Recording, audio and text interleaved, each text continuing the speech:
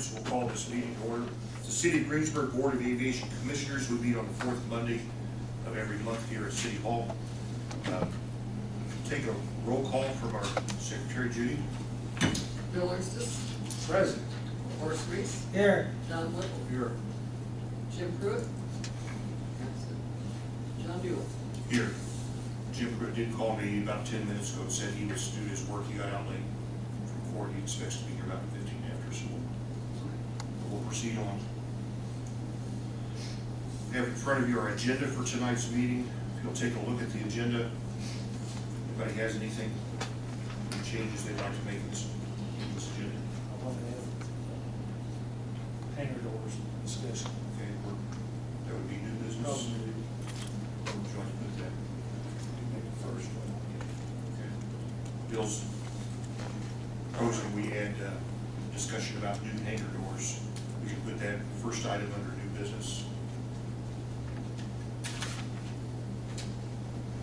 Does anybody have any other modifications they'd like to make to the agenda this evening? If not, I'll just take a motion to accept the agenda as amended. Okay. Morris first. Need a second? Yes. Bill second. All in favor, just say aye, please. Aye. Any opposed? No, so the agenda is approved as amended. Next, a reading of our minutes from our previous meeting, August 25th. Our Secretary Judy Kerr, if you'll. City of Greensburg, Indiana, Board of Aviation Commissioners, Monday, August the 25th, 2014. President John Dooley called the meeting to order at 7 p.m. Roll call was taken. Board members present were Don Whipple, Jim Pruitt, Bill Erstis, Horace Reese, and John Dooley. Don Manley, BF&S, was also present. Judy Kerr performed the duties of secretary. Agenda approval. The meeting agenda was reviewed. The item budget was added under old business, and approved payment of bills was moved to the first item under new business. A motion was made by Don Whipple and seconded by Horace Reese to accept the agenda with the discussed changes. The motion was approved unanimously by voice vote. Minutes. Judy Kerr read the minutes from the July 28th regular meeting. A motion was made by Horace Reese and Don Whipple, seconded that the minutes be accepted as read. The motion passed unanimously by voice vote. Financial report. Bill Erstis read the airport financial report. Old business, budget. Bill Erstis and Don Whipple met and reviewed the appropriations report. Bill noted that they had slimmed down the report by eliminating unused accounts. The total proposed budget for 2015 is $80,670. Bill also noted that the airport operates on its own income and does not require funding from the city council. However, as a courtesy, the budget will be presented to the city council. Horace Reese made a motion to accept the budget as presented. Jim Pruitt seconded the motion. The motion passed unanimously by roll call vote, 5-0. New business, payment of bills. After discussion, Don Whipple made a motion and Bill Erstis seconded a motion to approve the payment of bills. The motion passed unanimously, 5-0. Request for weather reporting station. John Dooley read a letter from Michael O'Leary, Aviation Site Manager of the Lifeline Program for Metro Aviation Incorporated. The letter contained a request that consideration be given to adding an automated weather observing system, AWOS 3, to the Greensburg Airport.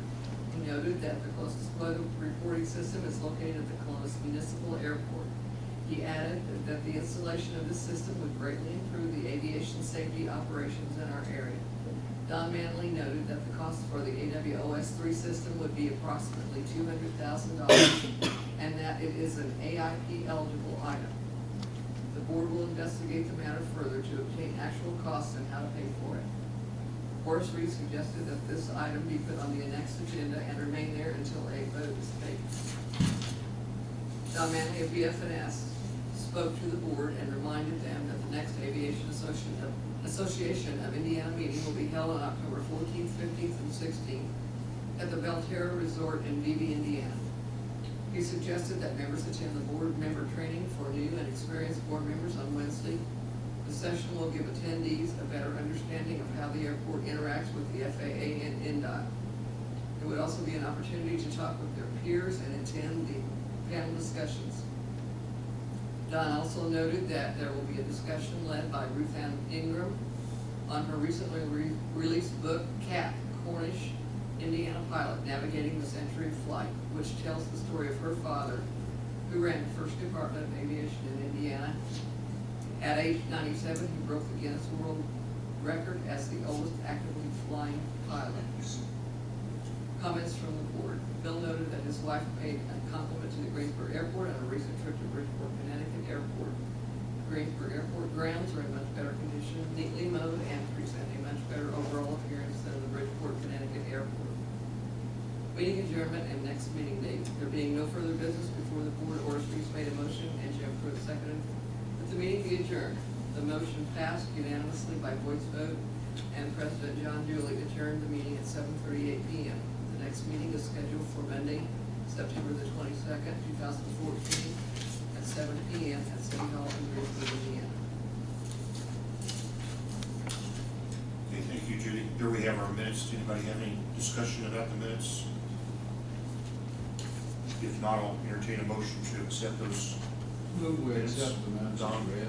Don moves, we accept the minutes. Need a second. Yes. Morris seconds. All in favor, please say aye. Aye. And opposed? Okay, that passes by voice vote. Thank you. Takes us to our financial report. Bill, if you'll read the Airport numbers. Improvement Fund of $60,100.01. The Brewery Fuel Fund is $46,104.96. And the Airport Operation Fund, $130,526.01, for a grand total of $236,730.98.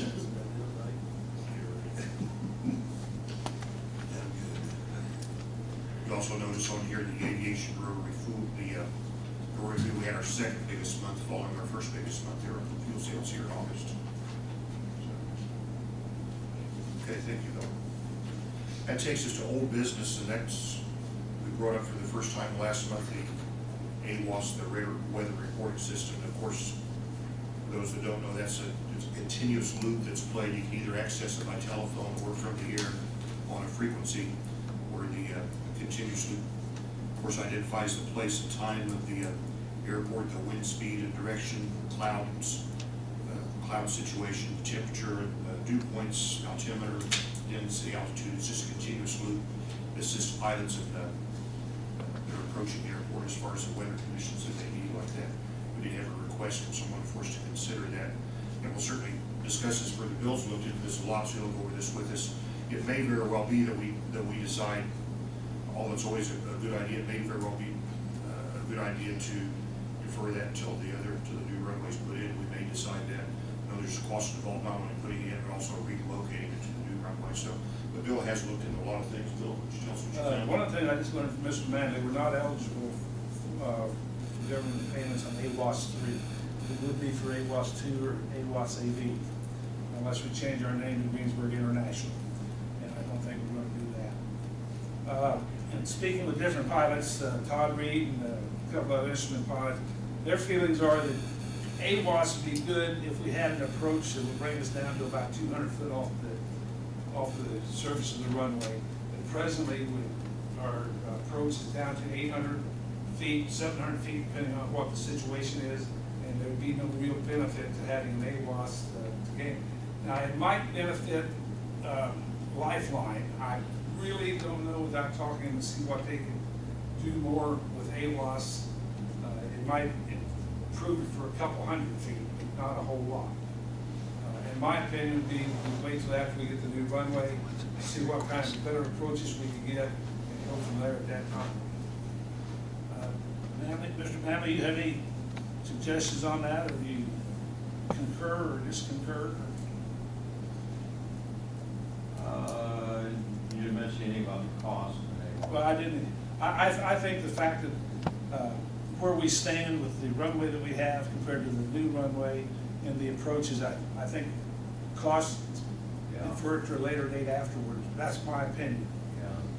Benefit to the cost, probably minimal benefit. Certainly a desirable thing to have. It's just a matter of putting it in and then having to tear it down and reinstall it, re-engineering it, and the new location will involve quite a bit. FAA is changing their GPS approaches, and you don't know what you're going to get.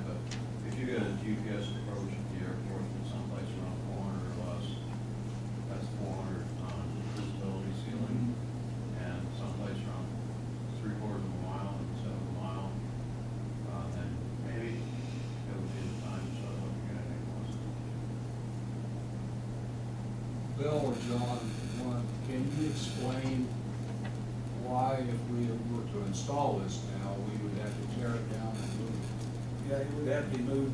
Does Don, do they not have to align somewhat with the runway?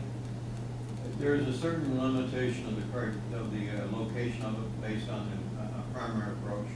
Okay, gotcha. Normally, if you have equal approaches, you're gonna center it someplace, midpoint of the airport, or if there's a location where you have, a potential for low-lying, like low-lying fog that doesn't rise quickly, but it doesn't impact the runway, you look at those meteorological conditions and lead, stay away from those. So there is sighting criteria for them. Okay. Another good reason to get on with the project. Yeah. Any further discussion or questions about the AWOS? You know, there's never been a proposal, it's just a discussion. It was initiated last week, no one's proposed anything with the AWOS, but we certainly wanted to look into, it'd be a desirable thing to have, but it's, always have to look at the cost involved in what we plan to do down in the future, for sure. So, anybody else have any other point on? Might I suggest that John or Bill contact Lifeline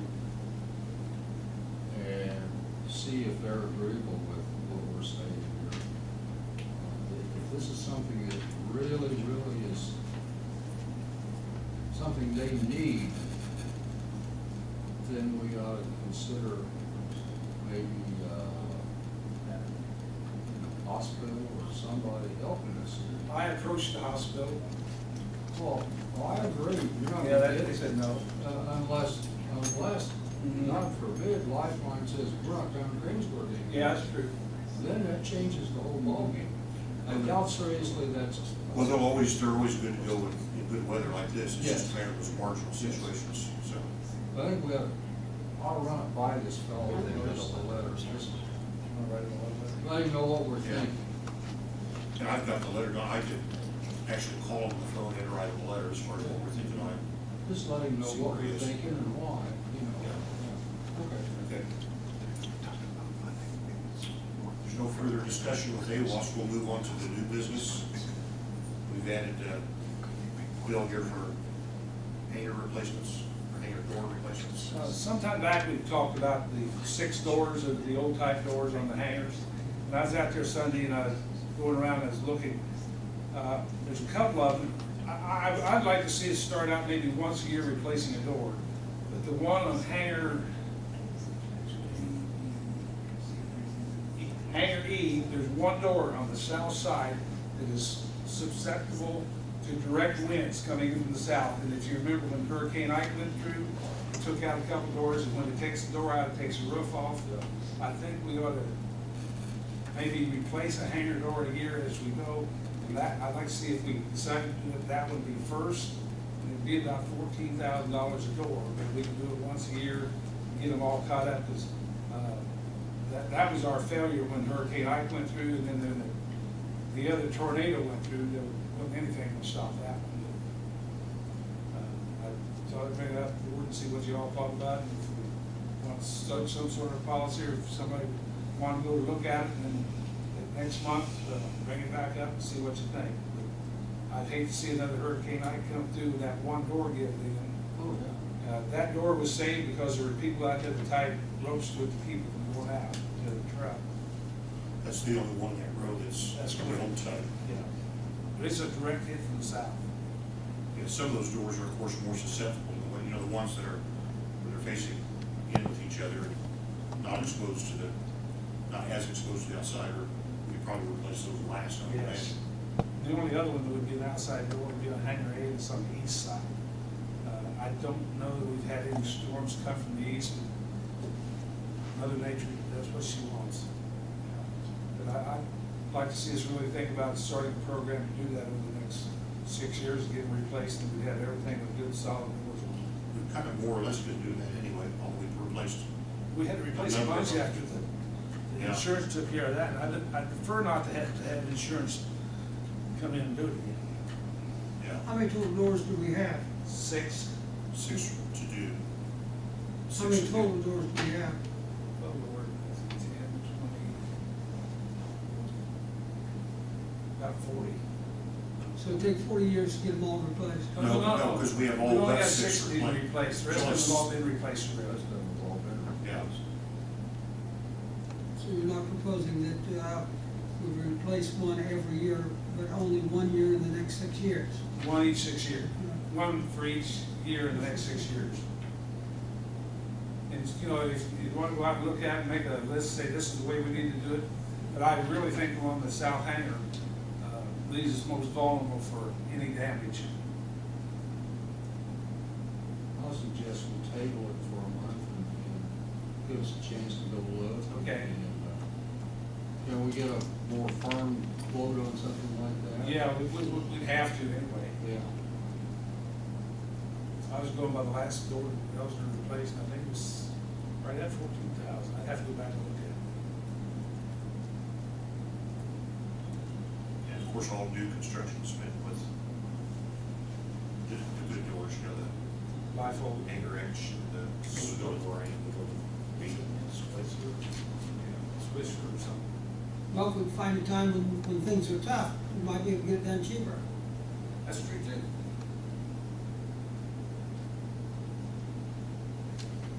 I think we should just pick them off one at a time as we see fit, as the budget allows. Right. Pretty soon we'll get down to 2 doors, 1 door, just kind of leave it like that. Some, to repeat, some are more exposed to damage than the others, so we can certainly prioritize how we want to do those. Okay, any other further discussion with that item before we move on?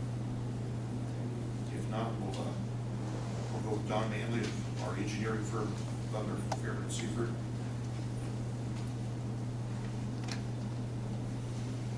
Thank you, Mr. President, members of the board. The first thing we need to discuss is the grant agreement has been received, has been based on the previous board meetings, authorization for Mr. Dooley, Dr. Dooley to sign it, which he did today, forwarded on to the attorney, and it has been sent back to the FAA. Email, following up by the original signatures, already sent that UPS to your attorney. He's going to sign that and then forward one copy to the FAA, the other original copy back for your files. We'll get that back to the city for their files, the original copy. So that grant is the execution of the work to be done that you advertised for the taxiway and apron overlay. It has some areas that are not eligible, which we all knew that going in, and actually identified a separate cost for that. The FAA in their review found a couple of smaller areas where it's not eligible, so they reduced the cost. So when you see the cost of the grant, that will reflect that differential. It's about a 27.5 foot from the hangar door, but they're interpreting it from any part side of the building. So all the way around where we showed repairs, they're not eligible. So that turned into being the local cost only areas. Not a major change, but it is a difference in the project cost. The O'Meara O'Meara was the apparent low bidder, which at one of the board meetings you authorized the award subject to the grant receipt and execution, and so that's been satisfied. I do have a form to formalize it in writing so that we can send it to Dave O'Meara, and the form is called, his title, basically, Notice of Award. And I have several copies of that Notice of Award for the board to execute based on our previous dates. But since this is bringing it up to this date, I'm going to use today's date as the Notice of Award, the official Notice of Award, if that's okay by the board. You will sign the 3 forms given to you. There's one.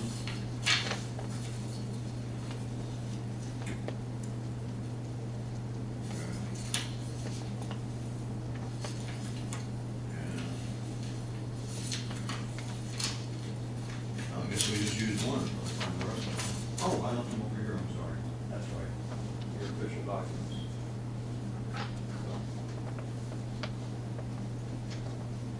This is the form for your consideration to enter in the minutes to send to O'Mara. I only need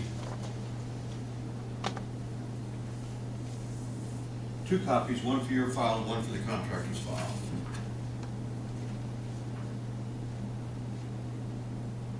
Got the wrong person, place on there? No. No. You're pointing at something wrong? I'm telling you, that's him. Oh. Yeah. That's the form, so I will need some kind of a motion by the board to authorize the president to sign. I haven't, you can have anybody, but it is indicating the president to sign on that form. I'll make that motion. John, sign Got a motion to authorize signature. Anybody else need a second for a motion to go on? I'll make it second. Or second, any other discussion?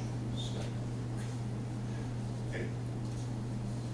All in favor, we'll just take a voice vote on this one, or voice vote. All in favor, just say aye. Aye. Any opposed? No. So this motion carries. I'll sign the notice of award. With that notice of award form, we'll go some other documents to the contractor, Dave O'Mara. And it is the documents to be forwarded on to them. Attached with this notice of award is a construction contract, over resolution, performance bond, payment bond, and those are the items that will be going along with that. After, I prefer, the procedure is not necessarily required that you have to have the contractor execute the contract first, but I prefer that. The board can go so choose to go ahead and sign it first. But I would prefer that the contractor sign it, come back if there's any corrections, changes, modifications, concerns they have, they can bring it to the board before you already execute the contract. So, but we will need to execute the contract in a timely manner if they decide to do the work this year. And at usually about a week to 2 weeks, hopefully we're gonna set up the pre-construction conference next week or sometime. At that time, they will probably execute the contract. They need to get the performance and payment bonds in order. That takes a little time, usually about 7 days to get the bond agent to get all the paperwork together for them to get the bonds in the document. Also with that, there's a attachment required, is a certificate of insurance, which you're the named insured, and that's certificate, you're not a certificate holder, you're named insured, and that will be attached to the contract.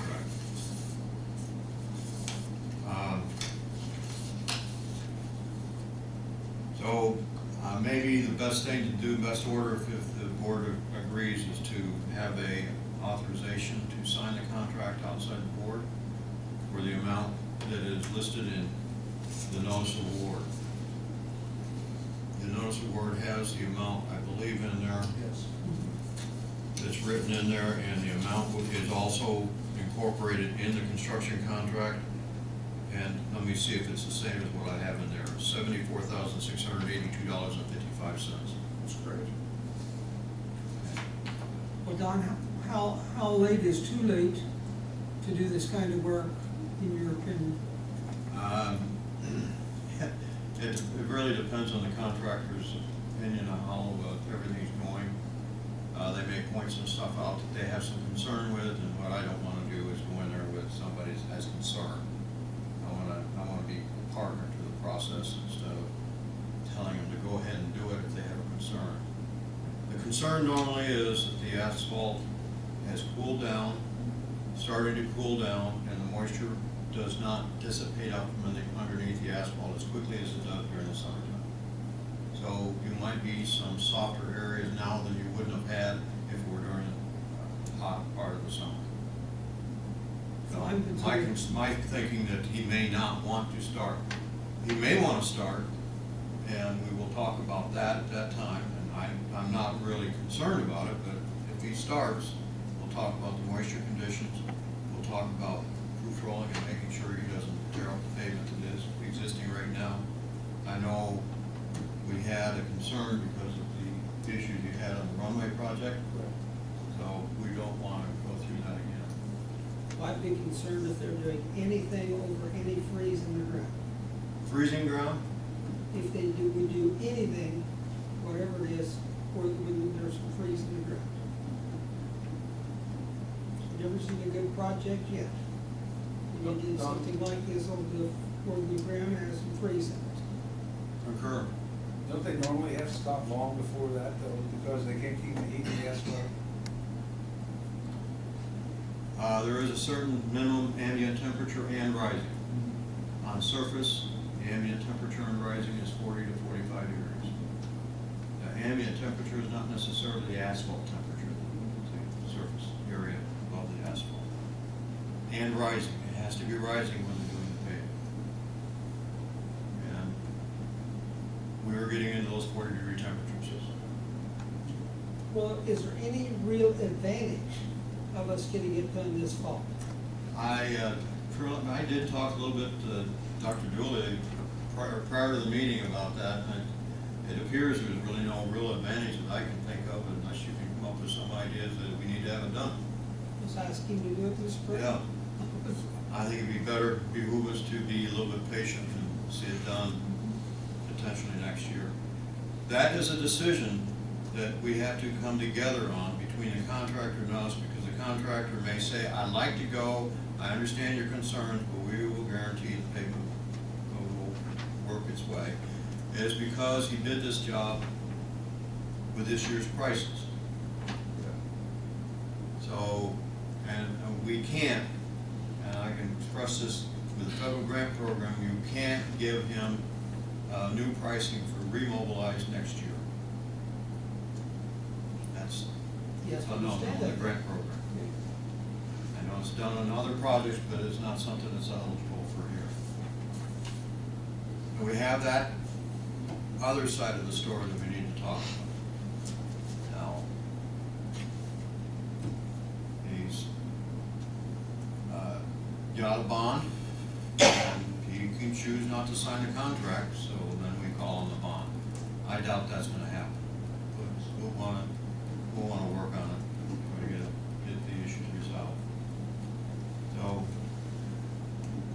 there are always advantages and disadvantages in everything, all decisions you make, and we just try to mitigate any of the disadvantages. Well, if this figure is one that he would stand by in the spring, I think it's just prudent for us to say, do it in the spring. Yeah. Well, we have, I mean, it's prudent us to tell him that, but it's also that he has the contract, he bid it for this year's prices, so we have to listen to the contractor on that part too. So, we will have a pre-construction conference, we will have a conversation about it. The attendance from the board is welcome. As a matter of fact, I'm sure somebody from the board will be there to listen in on conversation and have an opinion rendered at that time as well, when we balance everything. Us as the engineer will give you an opinion on what to do. Sounds to me like we might have to have a special meeting, Mayor. You can't wait till the next board meeting and make that, then we're definitely do that. Decision on what? Of go or not go. Oh, go or not go? Yeah. If it comes to a point where we're stuck on a matter, definitely we'll be coming back to the board to talk about it. At that point in time, at the pre-con, we could probably decide whether or not we need a special meeting. So, notice of award, then after that, after we have all this paperwork pulled together, which usually takes a week or two, pulled together, then we'll issue a notice to proceed. That notice to proceed will be given by the board, and there's a form that you'll be signing for that notice to proceed. And that would be, the next item is that at the pre-construction conference, and whoever makes decisions, and we come up with a decision to do the work this year. We know that we have good weather coming up and hot weather, then we will ask the board to sign a notice to proceed form. So outside, do you want to do that one outside the board meeting, or do you want to have that as a special meeting at that time? So if it's outside the board, then you need an authorization to issue the notice to proceed as well. Where are we? Do we have any motions we have to make? Anybody have any questions or discussions about what Don just said? I personally don't have a problem of someone doing it, because everyone here knows what we're thinking. Everyone here knows where we are and the importance of doing it correctly and doing it right the first time instead of having to come back. So I wouldn't have a problem of the president making that decision with you and moving on. That means we're asking for a motion to authorize the notice to proceed, signature of the notice to proceed at the time outside the board meeting, or not? I would make that as a motion. If it doesn't get a second, that's fine. Okay, Morris made such motion. Any further discussion or a second on that motion? Or you have any other I'll concerns? second. Seconds, authorization to authorize to proceed. Any other discussion before you go on with that? Not Jude, let's take a roll call vote on that one, please. Bill Armstes, Yes. Horace Reese, Yes? Don Whipple, Yes. Jim Pruitt, Yes. John Dooley. Yes. Okay, the next thing is the CIP. It's the time again, this year I don't have a copy to hand you tonight, but I just wanna, it's next month when I normally start giving them out. October meeting, start thinking about CIP, capital improvement program, and what changes may or may not be needed in the current CIP for the next 5 years. That's, last thing is just mentioning again the AAI conference in Belterra coming up October 14th through the 16th. Your program managers will not be there, but the boss of the program managers will be there. His name Jim Kiefer. Attendance. So, if you want to have a little discussion, sit down discussion with them a little bit to find out what's going on, then you're welcome to join us at the AI conference.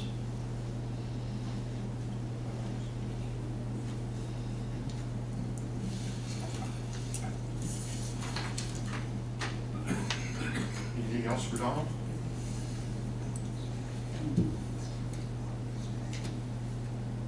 Don, do you have anything else? That's it. No, thank you. That'll take us to our next item on our agenda, to approve the bills, approving the payment of the bills. Yes. Go ahead. We'll back up. I'm sorry, I still have the floor, I think I will. I forgot that they need to mention and put into the minutes the grants here. Now we can get reimbursed for some funds that the community has spent up to this point.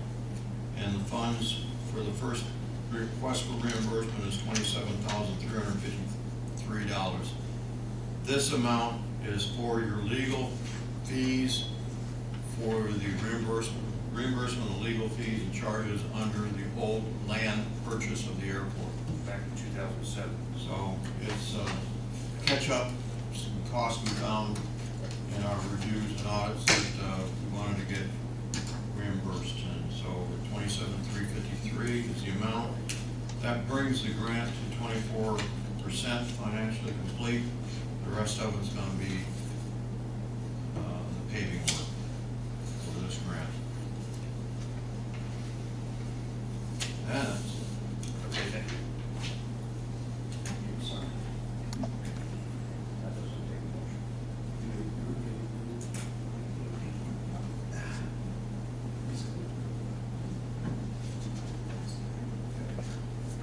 That'll take us to the bills. You have the bills before you, have had a chance to review them, looked at them themselves. I don't see anything I have a question, Mr. non-routine. President. Sure. Good. We had two items, Frontier, for the same phone number and the exact same amount. Yeah, we've had that before, haven't we? Is that basically 2 months? I'll have Well, to it's got the actually same- actually what it It's is. got the same date on it. Yeah, let's take a look. We've got it right in front of us here.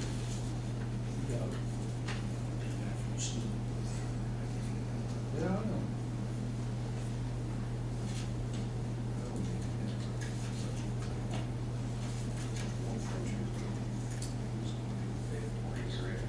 BF&S.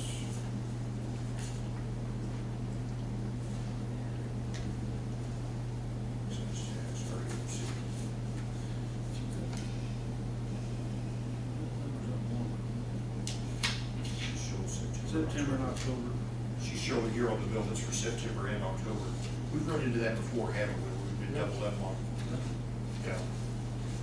Are there 2 months, or is it just? There's 2 months here, September and October are listed here. Okay. That's why And that's next doubled month up. we should not have one then. Yeah. Good question, so. Here's your good answer. Any other discussion of the bills? Anybody else have anything? Move to pay the bills? Don Whipple, motions we pay the bills as listed. Any other discussion? Take a second on that. Come on, Jim, you know you want to do it. I'll second. Bill will second. So we have a motion and a second. Any further discussion before we go on and vote? If not, Judy, if you'll give a roll call vote, please. Bill Lucis, Yes. Horace Reese. Yes. Don Whipple. Yes. Jim Pruitt, Yes. John Dooley. Yes.